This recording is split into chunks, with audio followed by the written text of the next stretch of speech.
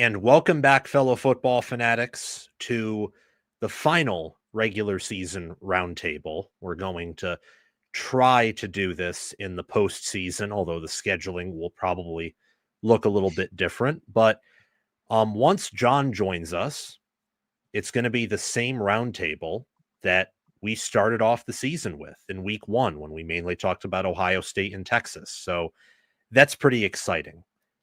Today, obviously, we're going to be focusing exclusively on Michigan, Ohio State. And then if we have any time at the end, we'll probably just talk about picks for some of the other games, but not much else besides that. How are you guys doing tonight? Doing pretty good, other than I could live without it being 40-mile-an-hour winds. Also doing well. Ready for football tomorrow, Friday, Saturday, Sunday, Monday.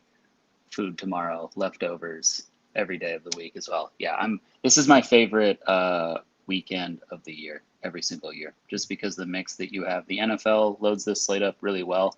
They know all the eyes around them, and then the rivalry week from college.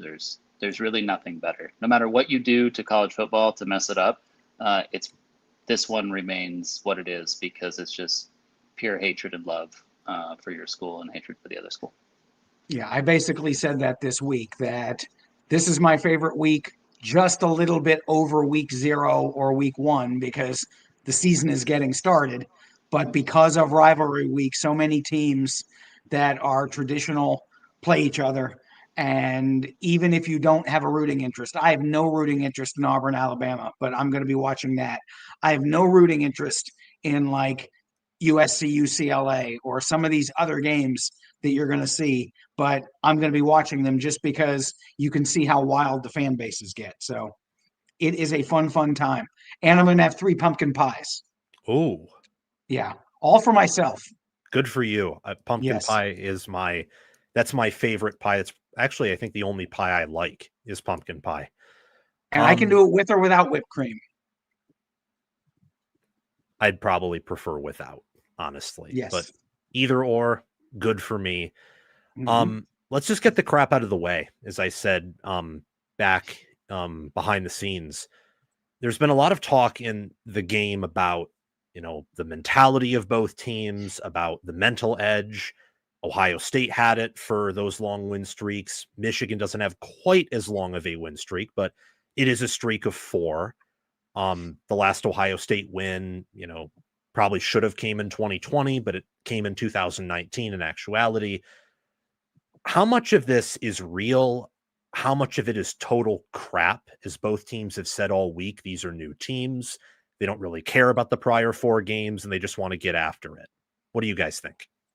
I think last year was not as much mental as it was just a terrible game. I think as the game went on, it may have become mental, but I think that Ohio State just went in with a terrible game plan, did not execute well.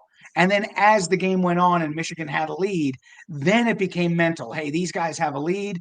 We're going to find a way to shoot ourselves in the foot and not be able to get over the hump.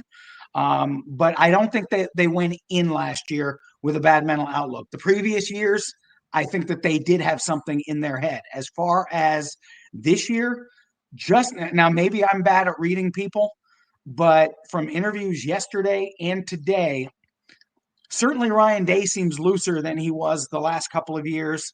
And I think that the limited player interaction we had, they certainly don't seem like they are fearing anything, like they're backing away from the challenge. Now, maybe they've just been told, hey, say all the right things and don't put any bulletin board material out there. But by appearances, Ohio State does not look like it is anything but ready to play in this game.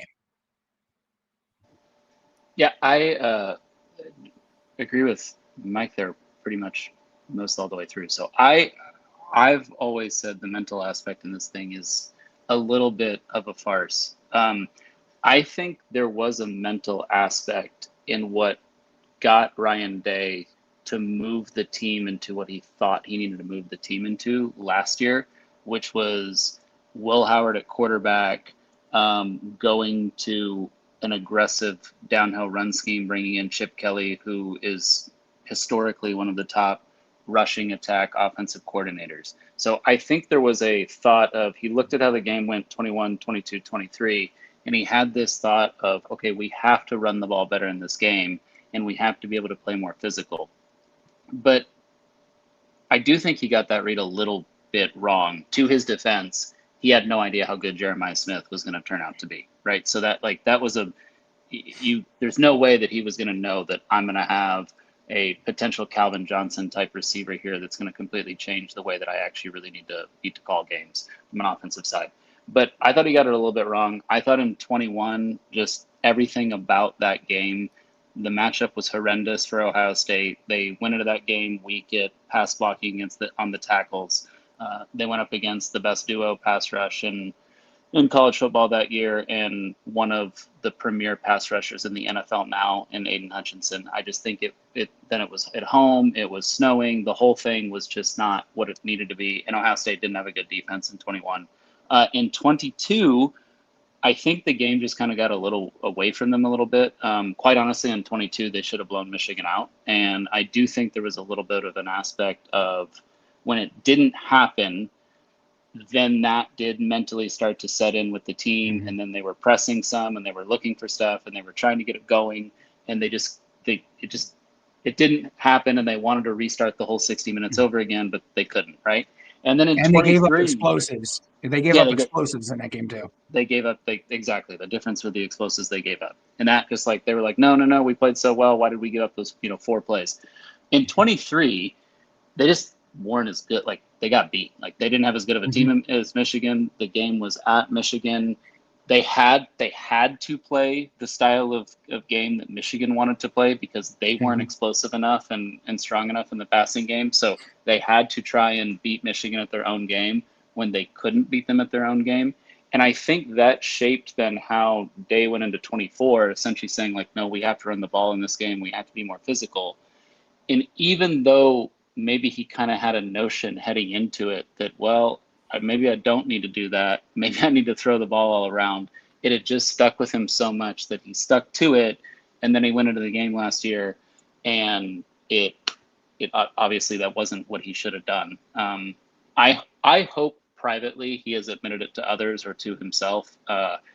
He has continued, though, unfortunately. I've seen a lot of press conferences where he still says, we need to run the ball better, or we needed to have run the ball better.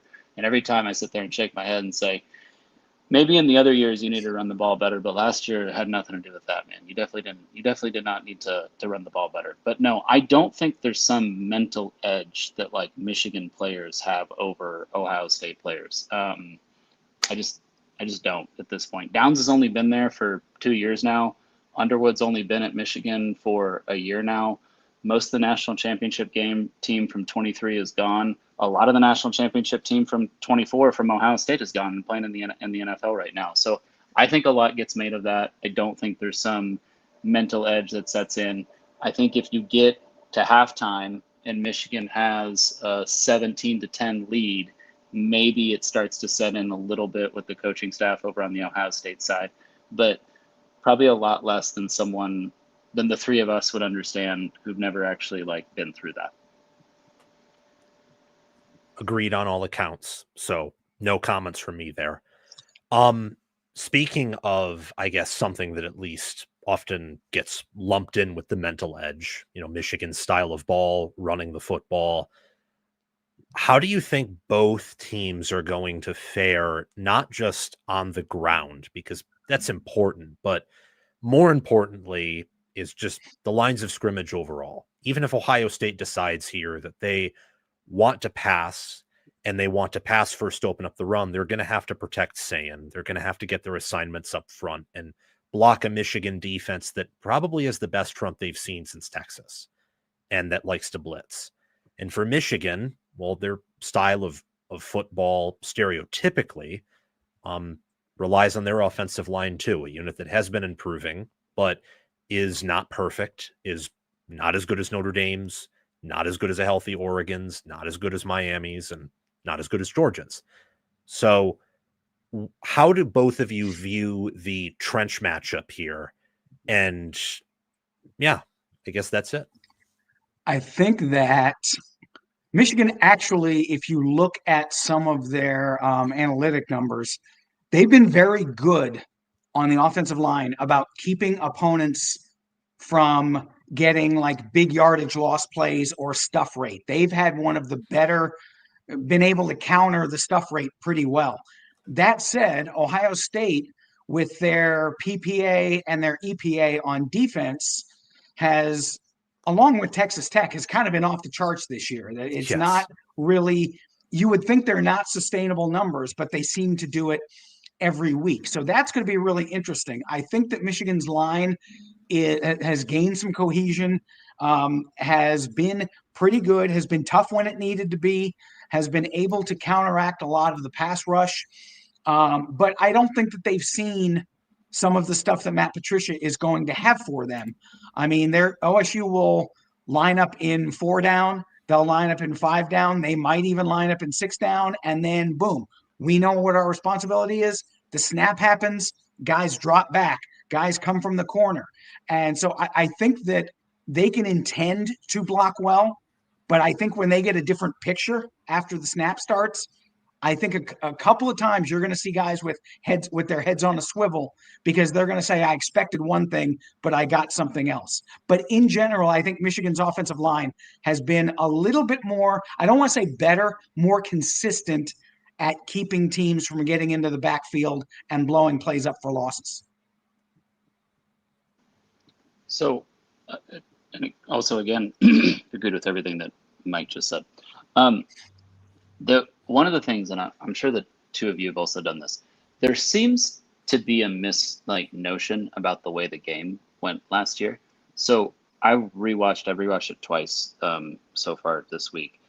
Michigan played horrendous in the game last year. Like, they were terrible. There's this notion that Michigan bullied Ohio State around again last year. And I think people are getting 23 and 24 just mixed up in their mind. And because the point spread was so high last year, they assume they must have kind of bullied them around. They got an interception down on their own goal line, and that was the difference in the game. They didn't bully Ohio State around. It wasn't really until the fourth quarter, when Ohio State's defense got tired, that they were able to break off a few runs and get first downs, and then essentially drain the clock, kick a field goal, and not let Ohio State get the ball back. They did play well defensively because Ohio State ran a game plan that allowed them to, because it played against their strength. But Michigan, by no means, had this bully ball advantage over Ohio State last year. Michigan was terrible in the game. They were not a good team last year. Sam, you and I have talked about this tons. Yeah. What Mike said about the improvements that they've had on the offensive line is absolutely true. The difference in this year's team versus last year's team is Michigan is actually running the ball well. They're 6th in yard per rush. I think they're 11th in rush yard per game, something around that. They are actually having a sustained offensive identity that is a little bit more along the lines of Michigan football. I think a big part of it is the quarterback position is not a net loss. At worst, Underwood can be a net neutral when he's having freshman mistakes and stuff, but when he's at his best, he's an absolute net positive. And then Mike brought up a really, really good point. With that being said about how last year Michigan didn't do it, the one weakness that a 4-2-5 defense can have, and that's Knowles is very, very staunch 4-2-5, is you would run up the middle on a 4-2-5. And I do think one of the conversations that Day had with Patricia when he came in is, I want, especially for this game specific, I want that weakness to be neutralized. So obviously there has been 4-2-5 elements that Patricia has run because if you have Downs in the safety position, you're not going to never do that, because that's going to allow Downs to be at his best, because he's going to have the most freedom to make decisions that he wants. But Patricia historically runs defenses that line up his linebackers in the best position. And Arvell Reese has taken advantage of that this year so strongly. I don't the reason that Downs was the best player on Ohio State's defense last year, and Reese is probably the best player on Ohio State's defense this year, isn't because all of a sudden Downs isn't as good as he was last year. It's because the systems that Patricia's running versus the systems that Knowles ran last year sets up Reese to be in better spots. that is a more advantageous area to be going against Michigan if they are going to try and play bully ball and run the ball than you would have been in the previous year. So I think the system that Ohio State is running this year actually leads them to be able to defend what Michigan wants to do a little bit better than they did last year. But Michigan is a lot better at doing that this year than they were last year. So you're going to have a little bit of rubber meets the road in terms of who's actually taken that step. And every statistic in the world tells you exactly what Mike just said, that Ohio State and Texas Tech have all-world defenses, but both of their strength of schedules are in the 50s. So you're sitting there wondering, like, is it that? And you trust Ohio State's a little bit more because you know the college team, like the talent composite that Ohio State has is NFL, whereas Texas Tech is not quite there yet. Their starters maybe are, but not the whole team. But at the same time, the question is in the back of your mind of when they get pushed, when they get tested, will they? And I don't like to put a lot of stock into it because it was week 1, but Texas ran the ball decently well against Ohio State and ran the ball decently well up the middle. So again, that's week 1. So Ohio State's made tons of improvements since then. So I don't put a lot of stock into it. But I think there is somewhere in there is an outcome that exists where we say at the end of the game, hey, Michigan ran the ball pretty well in that game. There is also an outcome that exists in that where it's, no, Ohio State's defense is actually that good. And it doesn't really matter who they play. They're not going to be able to run the ball on them. Yeah. What I think is interesting is that, just to use some numbers from Game on Paper here, Michigan is top 10 in EPA per rush and yards per rush. Ohio State is top 5 in yards allowed per rush and EPA allowed per rush, along with Texas Tech, Oklahoma, and Auburn.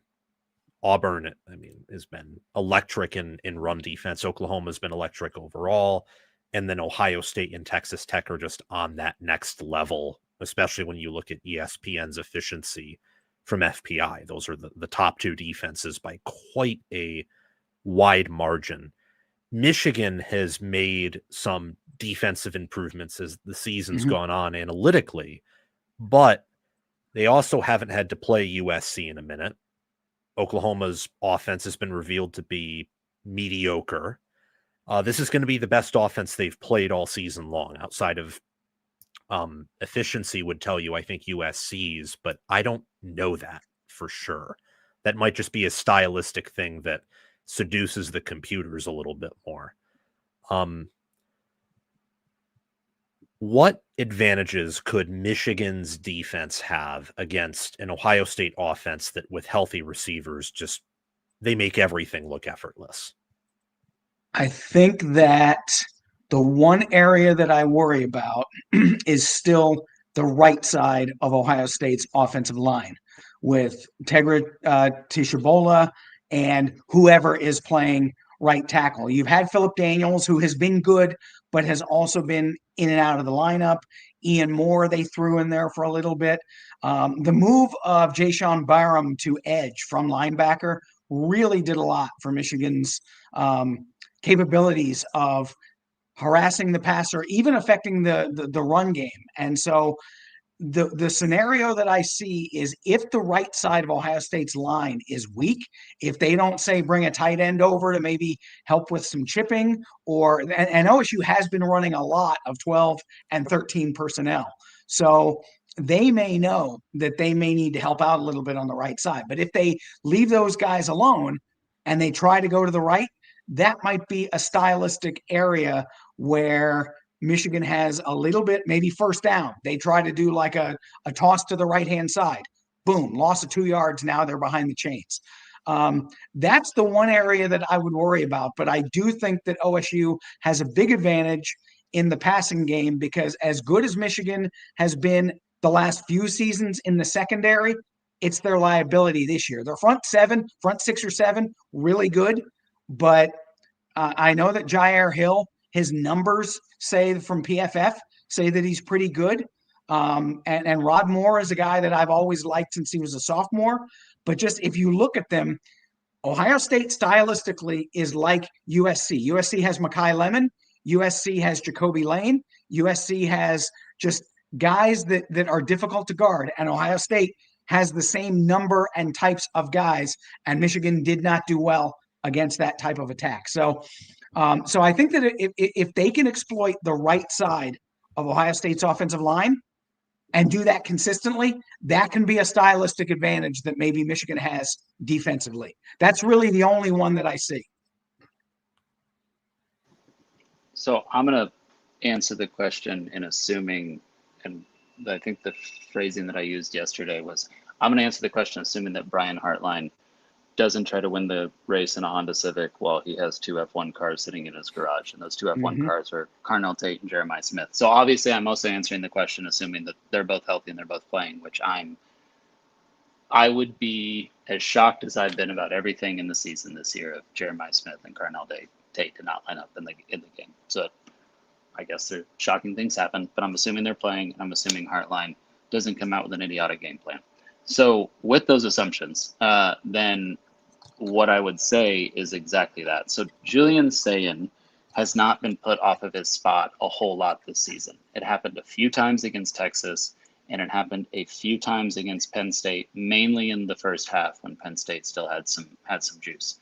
When he was put off of his spot, everything dropped quite significantly. Like there's quarterbacks who, when they get put off their spot, they're better. Think Patrick Mahomes, think Josh Allen in the NFL. And there's quarterbacks who significantly drop when they're put off their spot. Think Jared Goff, think Tom Brady, think Joe Burrow in the NFL. Sayin would be appearing to be, it hasn't happened, we don't have a big enough sample size, and he's super young, but it would appear to be that he's more of the latter. And that if he gets put off of his spot, that's not really how he is as comfortable. He doesn't want the play to necessarily break down like that. He wants to act within the play because he's exceptional at reading defenses, he has exceptional accuracy, and he has very good arm talent. So Michigan would have to exploit that in putting him off of his spot to either sack him or force errant throws because he's young and then get turnovers. And that's how they can protect what Mike pointed out as the biggest weakness in the Michigan defense, which is the secondary. In analyzing that, I would completely agree with Mike. You're going to try to attack the right side. So then what does Ohio State do with that? Like, does Ohio State chip on the right side?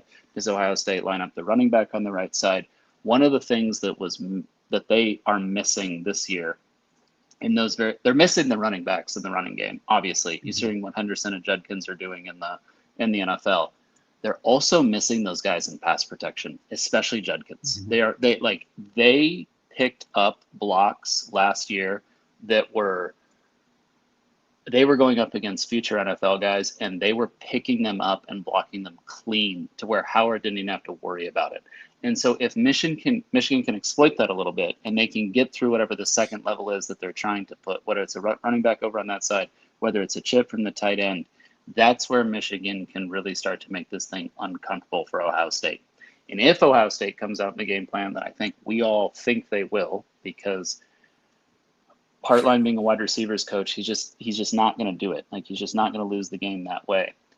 If the game starts to go, if the one issue with that offensive game plan that is a problem is if you're going 3 and out and you're passing the ball a bunch and you're not getting any momentum on offense, and then you have a turnover or something like that, and Michigan's playing this ball control thing, it starts to feel like a vice grip.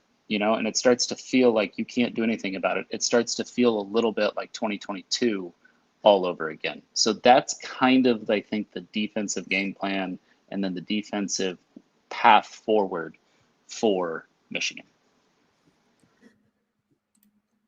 All right, John, thank you for joining us. And now we have the original lineup from week 1.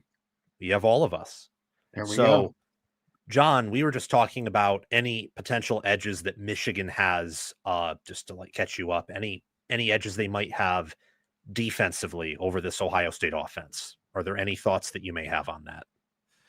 Yeah, I mean, Michigan has a really good defense. Other than USC this year, they've really shut pretty much everybody down. Was really impressive what they did against Damon Williams. I think Derek Moore is an outstanding pass rusher. Jayshon Barham's been really good in run defense this year. And I think if you're Ohio State, the last thing you want to do is try to run away from Jayshon Barham, because he is a guy that is just able to get around anybody you put in front of him. Now, he lines up pretty wide outside a lot of times, so that puts a lot of tight ends on him. So he does, benefit from that. But that's also a scheme thing that Wake Martindale does. So, props to Wake Martindale for doing a really good job with that. But as far as I'm concerned, there are certain parts of this Michigan defense that can be susceptible. I think if you run straight at Jayshon Barham, that might be a better strategy than running away from him, because he is just so quick. He is so good at being able to get around whatever blocker is in front of him. And in this game, Ohio State's tight ends are going to have their hands full with him. I would not be surprised to see a big matchup between Jayshon Barham and Will Kazmarek all game long. I know, like an edge tight end blocking matchup is probably not the sexiest matchup to mention, but I do think it's going to be really, really impactful. And then what Michigan does covering the seam over the middle, both of these defenses can be susceptible to that. Michigan does a pretty good job on the outside. J.R. Hill, I don't think he's the best cornerback in the world. I like Zeke Berry more than I like Hill, but Hill can definitely get it done. And those safeties hit too. Mason Curtis, Brandon Hillman, those safeties come in and hit. Is Ron Moore back for this one? I don't think he's back, right? No, he's out for the year. I'm Yeah. pretty sure. Okay. Well, I heard Justice Haynes was out for the year, and then I heard Ron Moore said he wasn't out for the year. So I never know.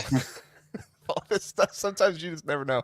But I do think whatever safeties they're going to have in there, they're going to be looking to light somebody up. They're going to be looking to hit hard. Like I said, those guys, they really come after you and do a great job, and making you pay if you're going to go over the middle on them. But as far as I'm concerned, the Michigan defense, really tough, really rough. Obviously, they got a few holes here and there that you can be able to exploit, but for the most part, you're not going to find the most success on them with any offense in the nation.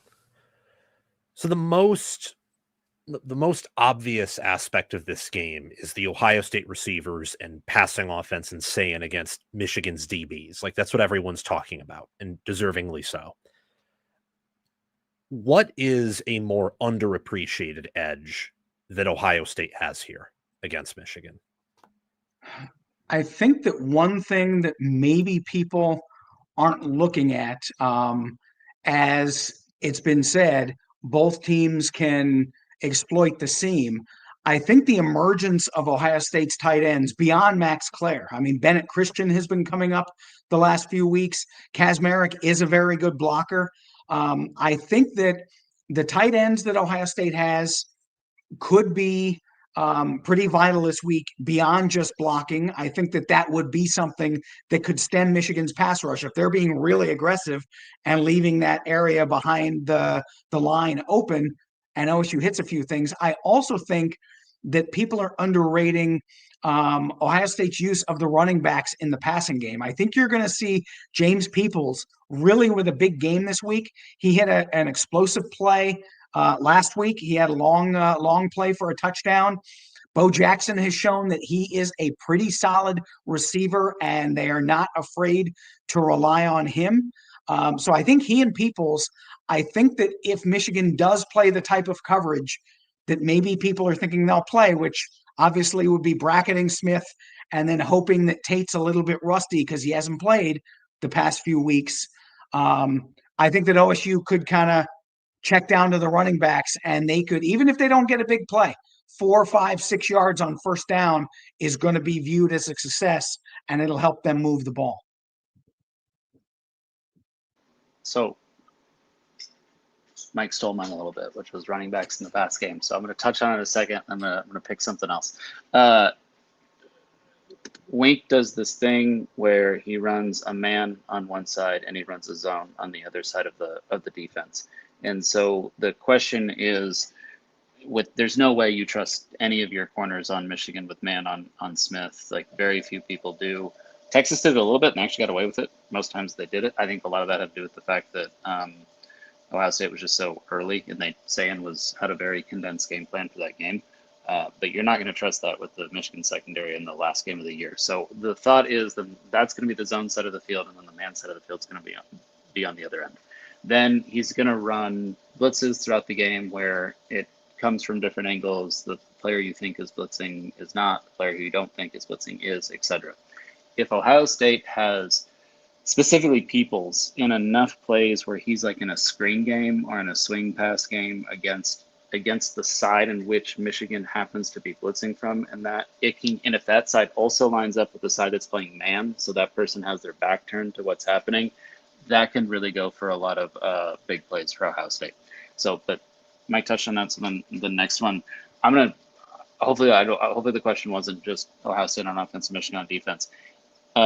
Michigan has had a degradation of special teams over the past couple of games that is really uncharacteristic for them, especially because nothing's changed. Nothing's changed in terms of who's playing on special teams and all that stuff.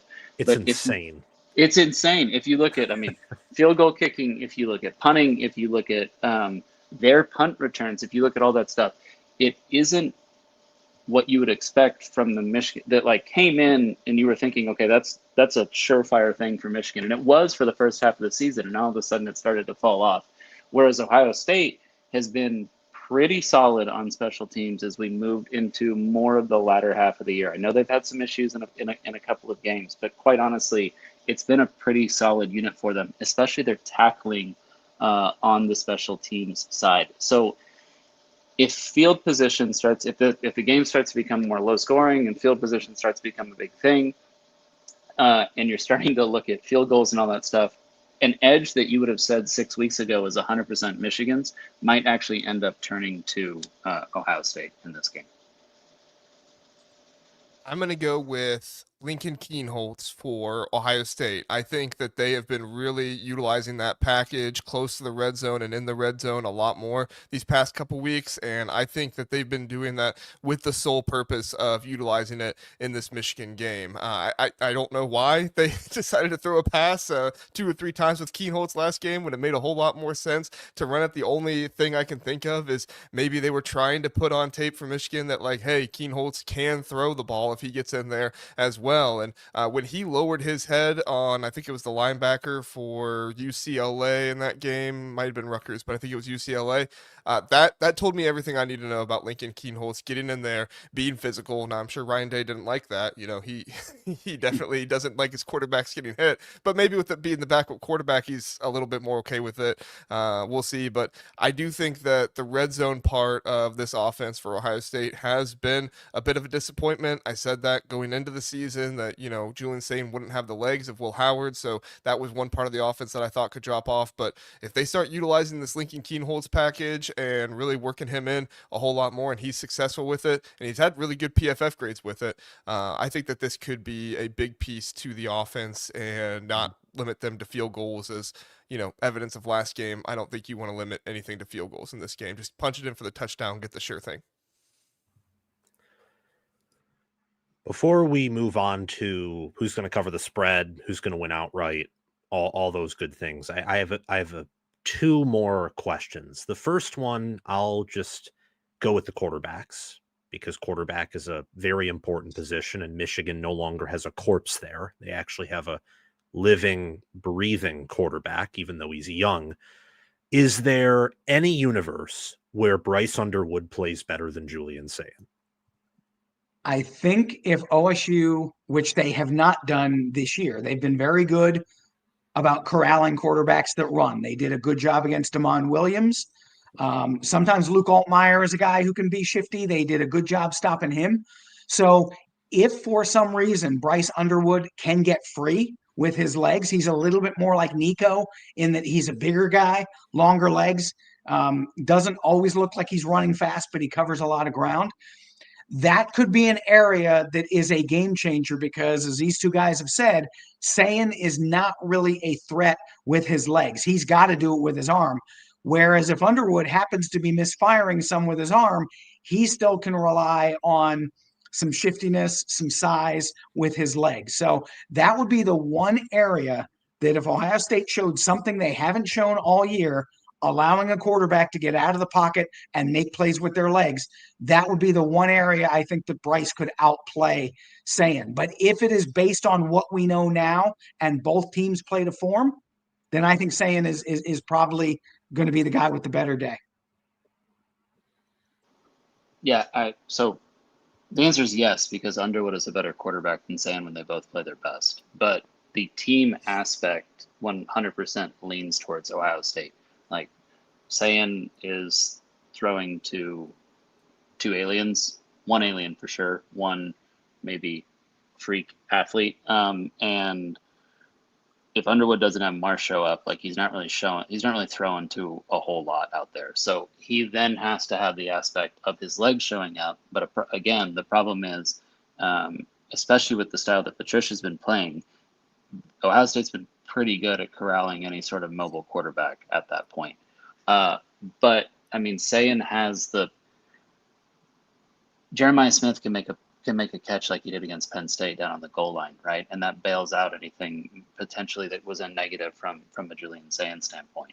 But if you were to ask 100 evaluators of NFL quarterbacks which one like has the higher potential right now, you would get a pretty overwhelming answer that says it's Underwood, just because of everything that he brings to you in terms of mobility, arm strength, like even some of his pre-play reads that he started to make as the season's gone on.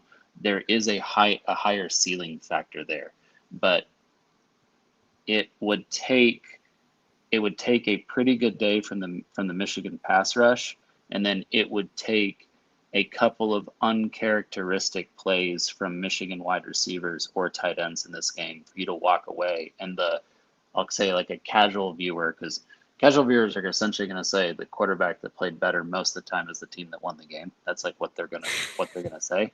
And so it's going to be very hard for someone, I think, to walk away and say, yeah, Underwood played better, just because of all the factors that are there for Sayin in the game.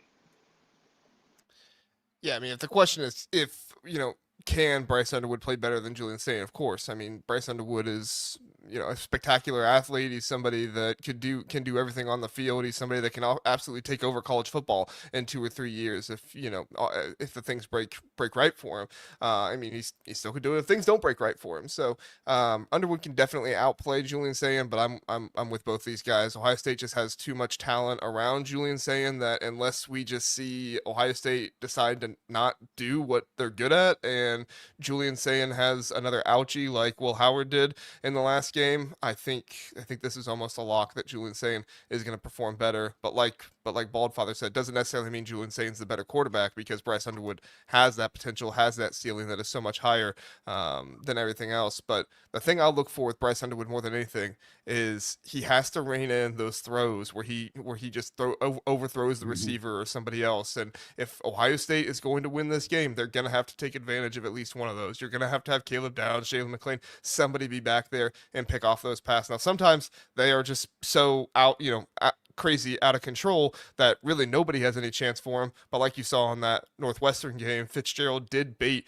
Bryce Underwood into a few things, and Fitzgerald's a good safety, don't get me wrong, but Caleb Downs is 2-3 times the safety that he is. And so if you put Bryce Underwood in a matchup with Caleb Downs trying to figure out where he's going to go, I like Caleb Downs to win that matchup, but Bryce Underwood also just has the athleticism and the ability to still beat Caleb Downs somehow.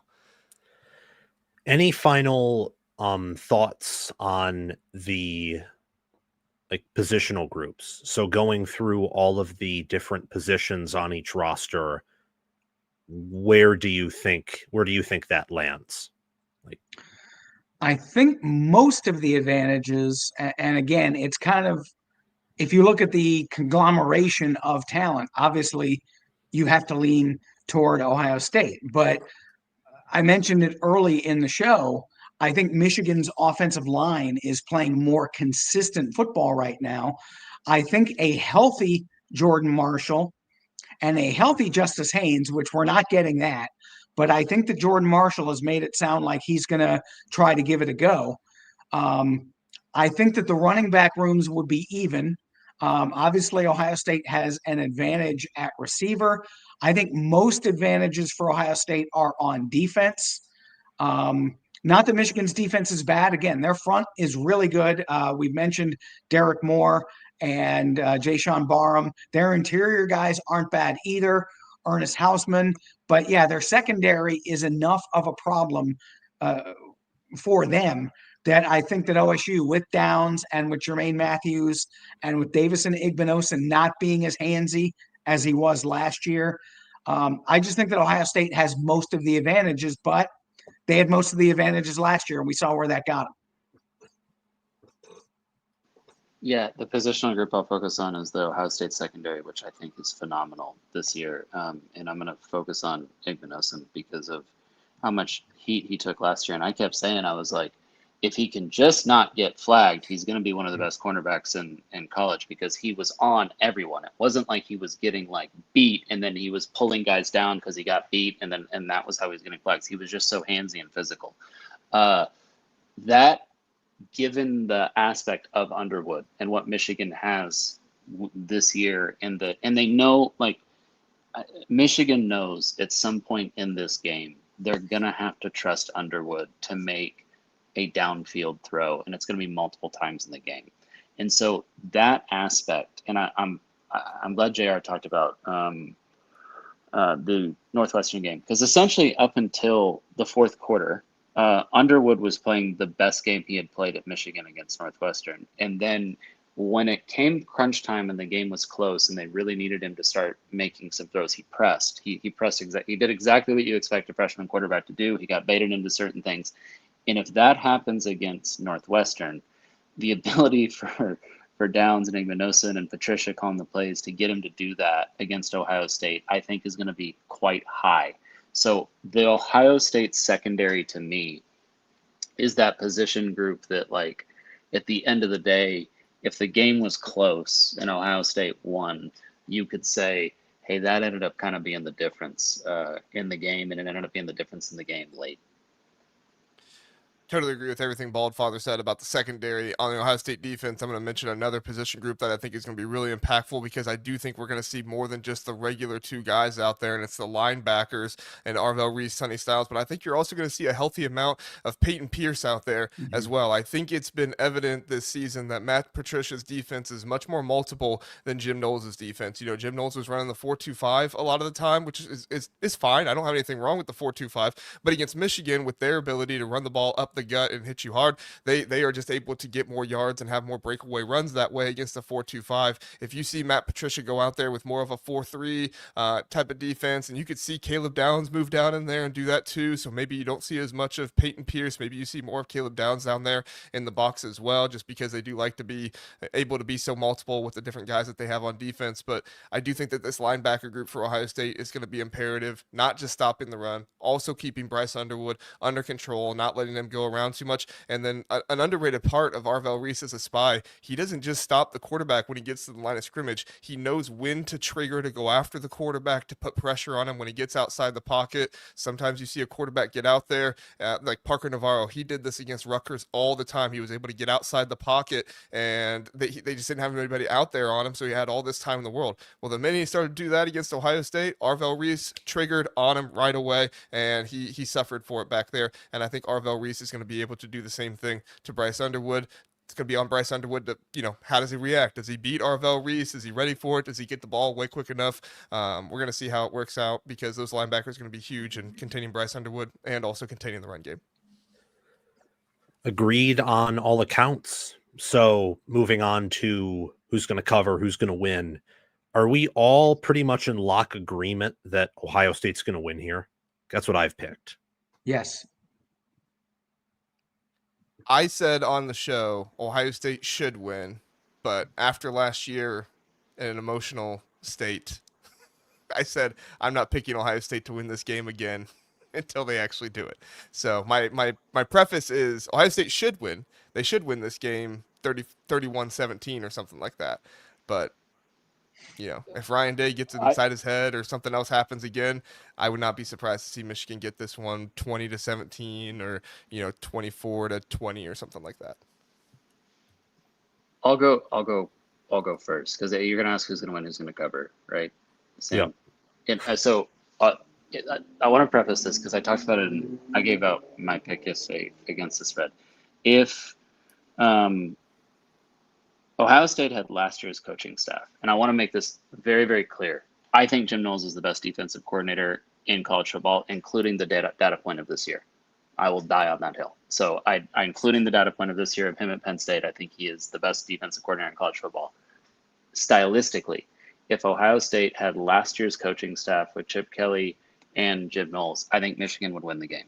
And I would pick them to win the game, a lot of because of what JR said with the 4-2-5 and what I talked about earlier and how that matches up versus essentially what Patricia does in terms of a multiplicity that then allows the linebackers to be free to be very, very aggressive in the downhill run game that takes that away.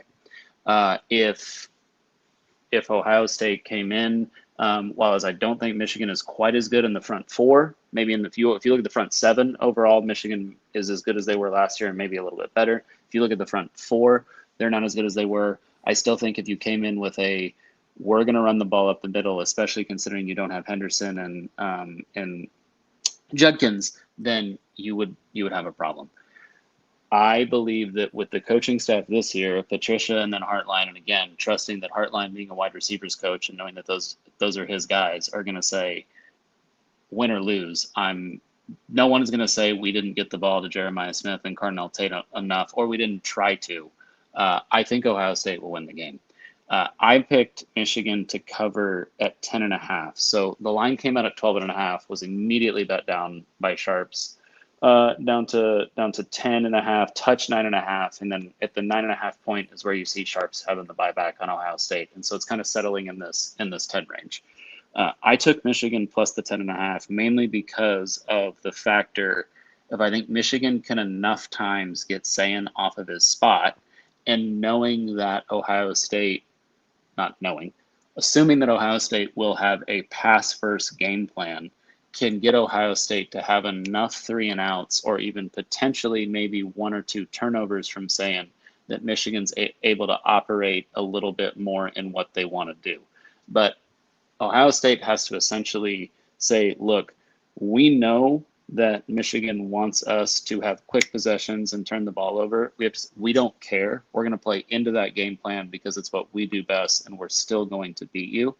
And I believe that Ohio State ultimately will get enough of those plays and enough of the plays from Smith and enough of the plays from Tate, enough of the plays from the tight ends, as Mike said, that's the difference in giving them that win.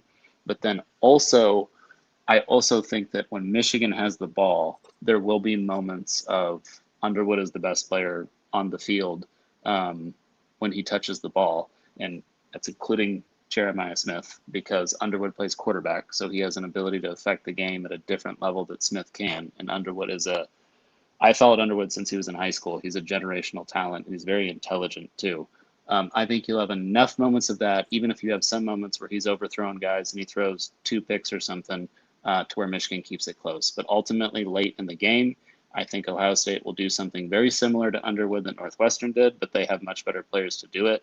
I think Underwood will turn the ball over. I think there'll be a play where Michigan fans do the surrender Cobra, and Ohio State walks away with the victory.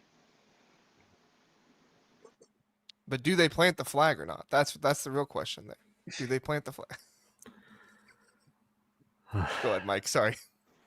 I am sort of leaning along those lines as well. I'm not sure that Ohio State covers. It is a pretty big number. In a rivalry game, we've seen what happens with big numbers. I will say that I see, short of, again, OSU implementing the same game plan that it had last year, and even on the defense, it wasn't an issue. I told someone at the beginning of the season, I don't see many teams scoring more than 14 against Ohio State. And if Ohio State can score 2 touchdowns or 3 touchdowns, it's not going to lose the game. And I think OSU has more ways to score than Michigan does. So I think that Ohio State wins. If it's 24-14 and it is 10.5, that's technically not a cover. I see a 9 or 10 point game.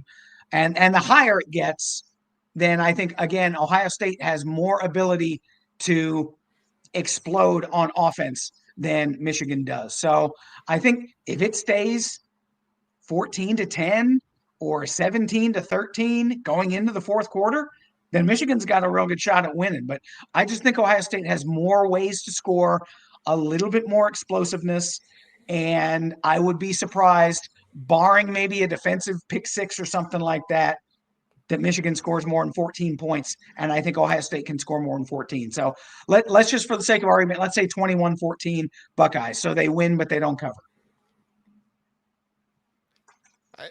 I mean, Ohio State should cover. That's what they should do. It's all about, will they do what they should do? Because the last 4 years of this rivalry, Ohio State has not done what they should do. And even in the games that they lost, you could argue, okay, well, they should have lost in that one. They didn't keep it close either. The biggest thing for Ohio State is they have to not let Michigan keep this one close into the third and fourth quarter. If it's like Penn State, where it's like, 10-7 or like 14-10 or something like that, I think you can live with that at halftime. But if you're going into the fourth quarter and Michigan's only down by a field goal or only down by a touchdown, with the way they run the ball, if you keep them in the situation where they can continue to run the ball, and for me, that's the biggest key for Michigan to win this game. Stay in a situation where you can continue to run the ball. You don't have to put it all on Bryce Underwood's shoulders. If they're able to do that, I think that Michigan gets enough breakaway, big runs in the third and fourth quarter, just because that's what they love to do, and that's how they wear down defenses and make that happen. And I think that they're even more, adept to do that right now. But the way that Kuzdal has been playing right now too, he's, Sharon Moore said it. He's faster than Jordan Marshall. And so you get him in there in a couple runs, he hits the hole the right way, he's going to break out and have a big run. Maybe it's not a touchdown, but he could have a big run and put Michigan in really good field position. So if you're Ohio State, get up by 2 scores, stay up by 2 scores. You should be fine to, win the game. We'll see if they cover, but Ohio State should cover to win this one. It's just about, are they going to do what they should do? Yeah. My confidence is a little bit like shaky, but I just went with Ohio State because I think they have the coaching edge. I think they're the better overall team, and they have enough good. I mean, this isn't 2021 where Michigan had a perfect matchup. It's not 2022 where if Michigan was able to survive for a quarter, then they could start exploiting their matchup edges. This is like 23 or 24 where the matchup edges are beginning to level out, and it's about who's the better team and who has the better game plan. And I think that's ultimately going to be Ohio State in both ways. I think they're better coached. They have the better team. And what they need to do is just extinguish belief as early as possible. They're 9.5, 10.5 point favorites. And for Michigan, this is do or die, and they're probably going to sell out. And Ohio State is, capable of winning it all, and it hasn't won this game in a while. So the pressure is going to be on them if this gets to a third or fourth quarter game where I'm smiling because I've seen it so many times before after like growing up, like never winning, like never watching my team win. But the crowd's into it. They're running the football well. They're blocking well. Ohio State like messes up and throws a pick or fumbles it. And now Michigan has belief on their side, and they're healthy and they're up, and Ohio State's kind of questioning, like, we should be winning. Why aren't we winning? But Ohio State, I think, has the horses to get up early, at least by enough to always stay a possession or a score ahead. And with Michigan being turnover prone, and just not quite being there yet as a team, while Ohio State clearly is, I'm going with Michigan to cover, but I am also fairly confident Ohio State's going to win. I kind of have to believe it. I kind of have to see it in order to believe it. If Michigan's going to win with, a coach who thought that Jack Tuttle was a, power 4 quarterback and have a roster disadvantage.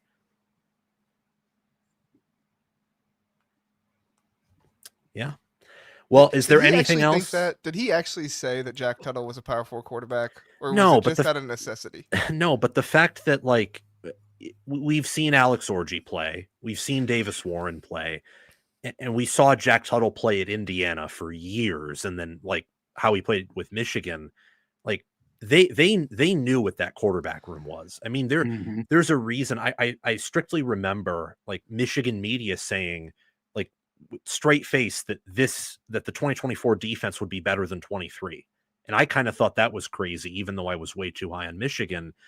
It makes sense why they thought that way if the quarterback play was that bad and the Mhm. defense would just dominate every practice like it was effortless. So, I mean, that along with time management, along with, I mean, I think Moore's a good culture guy, and I think that he probably got the OC hire right. But in game, he's not a tactical genius. And Day, I think, is a tactical genius. So. I heard a podcast one time, and we don't have to spend time on this, but I heard a podcast one time say that the Michigan 2024 quarterback room was going to be better than the Ohio State 2024 quarterback room. I almost died at my computer the moment I heard that. I was laughing so hard. Anyway, That's sorry, pretty go ahead. crazy. Well, we only have a few minutes left before 8:30. Any final takeaways? Any final thoughts before we get on out of here? Yes, Yeah, JR. as someone who Go ahead. has kind of grown up around this. I mean, my parents both went to Ohio State. I've probably in person covered about 22 of these things. Um, I didn't see last year coming, but then if you go back to the 90s, I didn't see Tim Biakabatuka coming either. And that was maybe one of the darker days of leaving Michigan Stadium, along with a 28-0 shutout that I didn't see coming 2 years before that. I mean, it was living through the John Cooper years, kind of, Sam. That's how you felt early when Urban Meyer and Jim Tressel came in for Ohio State, was OSU fans living through the John Cooper years, not being able to get it right because he treated it like just another game. I don't think Ryan Day is treating this like just another game. I think he is learning on the job. I think he showed last year in the playoff. He's learned from his mistakes. And I don't think you're going to see a whole lot of the same things rearing their ugly heads. I also, Carnell Tate practiced today. He was in uniform. Jeremiah Smith wants to go. And in my mind, if I'm Ryan Day, even if Jeremiah Smith is 70%, put him out there, make Michigan defend him. And even if you don't throw to him, you've got other stuff open because two guys are on that side of the field. And then maybe at halftime, if you're up, he sits and he's healthier for the Big Ten championship game should Ohio State win. So I just I like you have seen enough strange stuff that I am not guaranteeing this, but I feel better today after seeing interviews yesterday and today than I did on Monday about Ohio State's chances. Yeah. But before the other two continue, I mean, I wrote about it on Twitter, not wrote, but just like typed. I wouldn't be shocked if Ohio State wins in a blowout. I also wouldn't be shocked if Ohio State loses the turnover battle. And well, it would shock my emotional side, but it wouldn't shock my brain. With Michigan's style of play, if they win the turnover battle, I wouldn't be shocked if like midway fourth quarter, it's already known Michigan wins. That's an extreme outcome. But after last year, nothing extreme would shock me because that was the most shocking thing I've ever seen. Okay, my final thought is going to be from the betting angle. And it's very interesting with what Mike just said. And Mike, you maybe gave me a little bit of insight into it. The sharpest book I know took the line down earlier today, midday, and has not put it back up yet. So that is, and I mean, it's up at FanDuel, it's up at DraftKings, it's up at all your normal public. But the sharpest book I know, the one that takes, like, if you walk in there with $100,000, they're like, okay, yeah, sounds good. Go wait in line over there. They took the line down and they have not put it back up yet. And the fact that Mike just said Smith didn't practice and he wants to go and all that stuff, that could be some insight into it. This Ohio State offense, it seems so stupid to say because it's like, well, yeah, if you take away one of the best wide receivers in college football, of course they change, but they change even more than they changed last year. Like if you take Smith away from this team. So that is such a significant impact in terms of the health when it comes to this game. I am assuming and operating that both Smith and Tate will be healthy. Same here. But if they are not, we are talking about a completely different type of situation. And honestly, we're talking, and it's like that sucks if they're not, because Agreed. the game is so much fun. The Michigan Ohio State game is so much fun, and I can't stand it when like if Reed were to go down for Texas A&M, like I would hate that this week, because I don't want Texas A&M to have any excuse why we beat their ass in Austin. And so like when Ohio State and Michigan play, like I want both teams to be at full strength.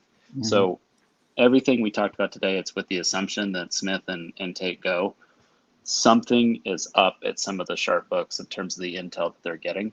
And I'm going to continue to monitor that as the week goes on up until kickoff. And then my last thing, JR, what are our thoughts on USC and Georgia if they were to square off on a neutral field right now? I had to get that one in there. This has been brought up more than I ever thought it would be. And you should be happy. You should be happy that everyone's quote tweeting you and everything. Please quote tweet me. Please comment on my post. Please. I was gonna say, I know some guys out there that say outlandish stuff just to get quote tweeted. So I feel like one of them right now. All right, so is USC better than Georgia? No, USC is not better than Georgia, and we saw that against Oregon, that's for sure. I do think that USC's offense continues to be a little underrated, though, this season. I do think that they have had more depth at certain positions that people did not think was going to happen, and you and I talked about that a little bit on Twitter, Sam.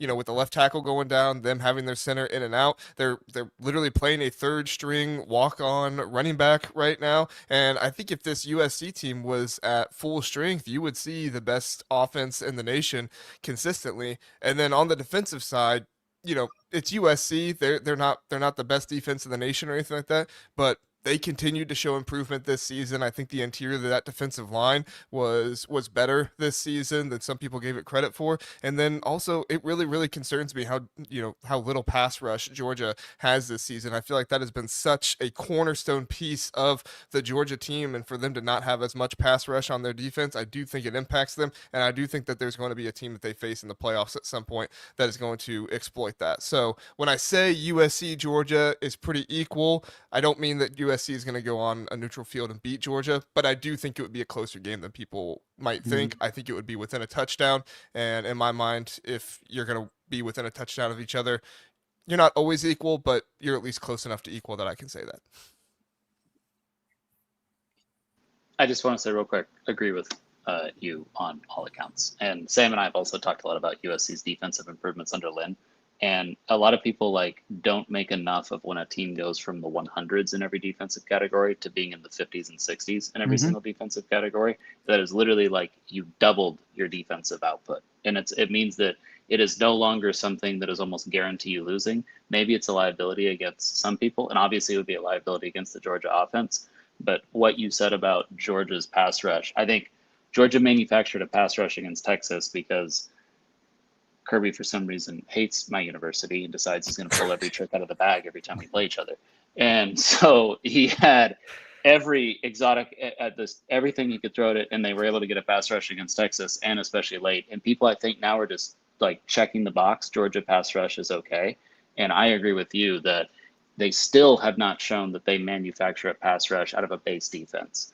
And it is something that if Georgia does not ultimately realize their total goal, because they do have, along with Notre Dame, probably the most balanced offense in terms of passing and running the football, I do think it will come down because in a game they were not able to manufacture a pass rush on anyone, i.e. if they were to play in Ohio State in the passing game that Ohio State had. So I agree with everything you just said, Jared. Just had to tease you. That was a fun one. Your tweet. It was a fun tweet to Josh Payton and everybody else quote tweet it. So I do have to ask you a question really fast, Bald Father.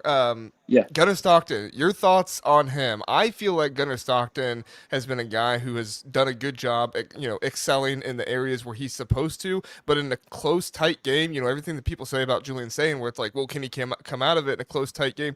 Georgia's obviously been in close games this season, but I don't know if they would be able to be into a close game with Ohio State or Oregon or somebody like that. And I would have utmost confidence in Gunnar Stockton, like some people have. Like some people at one point were talking about Stockton for Heisman. I'm not trying to discredit the guy or anything, but yes, he doesn't have the weapons of some other guys around him, but I think Stockton's good. I don't think that he's this other world, like elite Heisman contender type of guy. I'm curious your thoughts on him.